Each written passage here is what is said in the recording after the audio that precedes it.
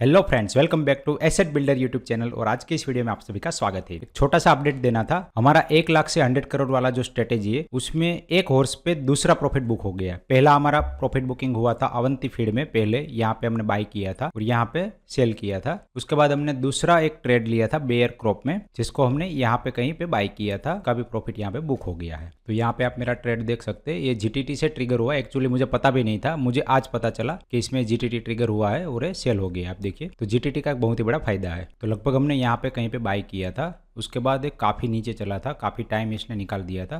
तो इस टाइम पे हमें थोड़ा पेशेंस रखना होता है। इसके बाद देखिए आप, गैप अप डायरेक्ट ओपन हुआ, यहाँ से नीचे गया, फिर ये फर्दर रैली कर गया। ठीक है, अब यहाँ पे एक रेजिस्टेंस है, हो सकता है कि यहाँ से फर्दर नीचे आए या फिर थोड़ा सा टाइम पास करे, लेकिन हमारे लिए अभी ये काम का नहीं है क्योंकि हमारा इसके अंदर प्रॉफिट बुकिंग हो गया है। नेक्स्ट जो हमारा है अवंती फीड, जिसके अंदर हमने पहले भी प्रॉफिट बुकिंग किया हुआ था, उसको एक बार देख लेते हैं।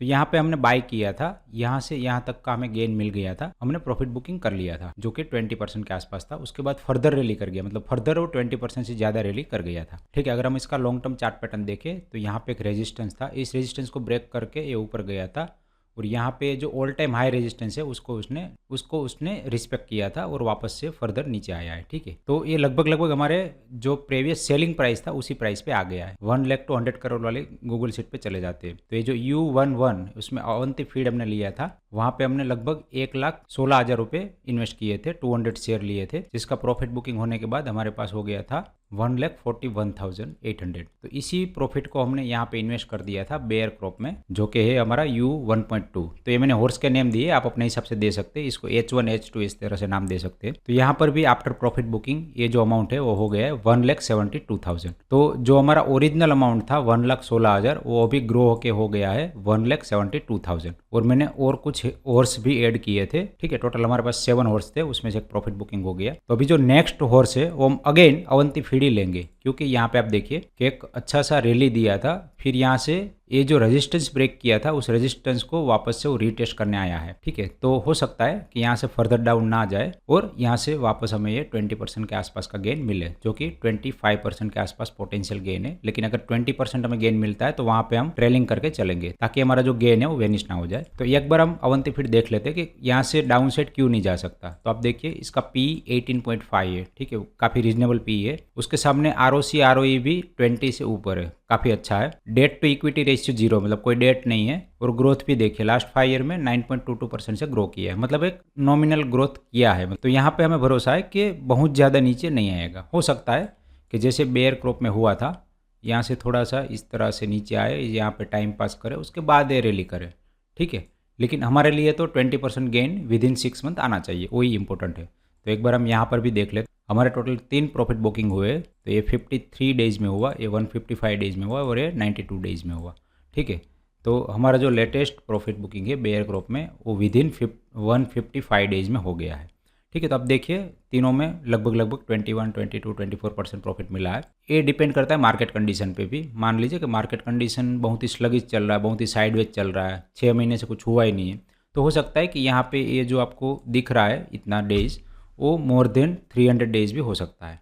ठीक है, तो ये चीज़ थोड़ा सा वेरिएबल है। अच्छा खासा अगर ट्रेंडिंग मार्केट रहता है तो विद इन 1 मंथ भी आपको 20% प्रॉफिट मिल जाएगा।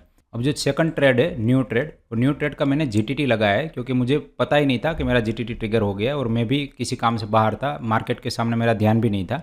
तो यहाँ पे मैंने GTT लगा दिया है। ये है बाय GTT, 709 की प्राइस पे लगाया है, 721 अभी प्राइस चल रहा है और 242 क्वांटिटी लगाया है। ठीक है, प्रीवियसली हमारा क्वांटिटी 200 था, अभी हम जो नया GTT लगा रहे हैं उसमें 242 का प्राइस हमने लगाया है। अब देखिए क्वेश्चन आता है कि what if GTT not trigger. ठीक है, अब GTT ट्रिगर नहीं होगा तो हो सकता है कि स्टॉक प्राइस बहुत ही तेजी से ऊपर चढ़ जाए, हम मिस कर जाए, तो हमें फिर उसके पीछे नहीं भागना, हम कोई और स्टॉक ढूंढ लेंगे। अगर GTT ट्रिगर हो जाता है तो हम सीधा सीधा वहां पे सेल GTT लगा देंगे, जिसका टारगेट मेरे हिसाब से होना चाहिए ये वाला। ये यहाँ पे एक रेजिस्टेंस है, तो हम यहाँ पे 25% के आसपास, मतलब लगभग 899, 900 से थोड़ा नीचे रखेंगे, तो वहाँ पे हम GTT लगा देंगे। जब भी प्राइस आएगा हमारा प्रॉफिट बुक हो जाएगा। दूसरा क्वेश्चन है कि हाउ टू स्टार्ट फ्रेशली। तो काफ़ी सारे लोगों को ये 2 प्रॉफिट बुकिंग होने के बाद ऐसा हुआ होगा कि चलो स्ट्रेटेजी यूज़ करते हैं। काफ़ी लोगों को पहले भरोसा नहीं था, लेकिन अगर आपको फ्रेशली ये स्ट्रेटेजी स्टार्ट करना है तो आप यहाँ पे ये वाली शीट में देख सकते हैं कि बहुत सारे ट्रेड है जो अभी माइनस में चल रहे हैं। तो यहाँ पे आप देखिए रियलाइज गेन जो है -3%, इसमें +4% है, इसमें -5% है, और ये जो है वो पुराने ट्रेड है, तो इसको इग्नोर कर दीजिए।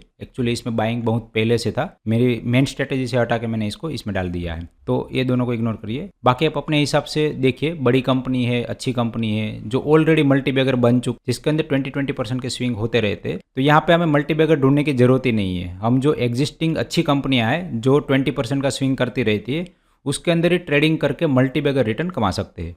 तो आशा करता हूँ कि 1 लाख से 100 करोड़ रुपए कैसे बनाने हैं, उसके रिलेटेड जो अपडेट है वो आपको पसंद आया होगा। अगर आपको वीडियो पसंद आए तो प्लीज़ वीडियो को लाइक करिए एंड चैनल को सब्सक्राइब करिए।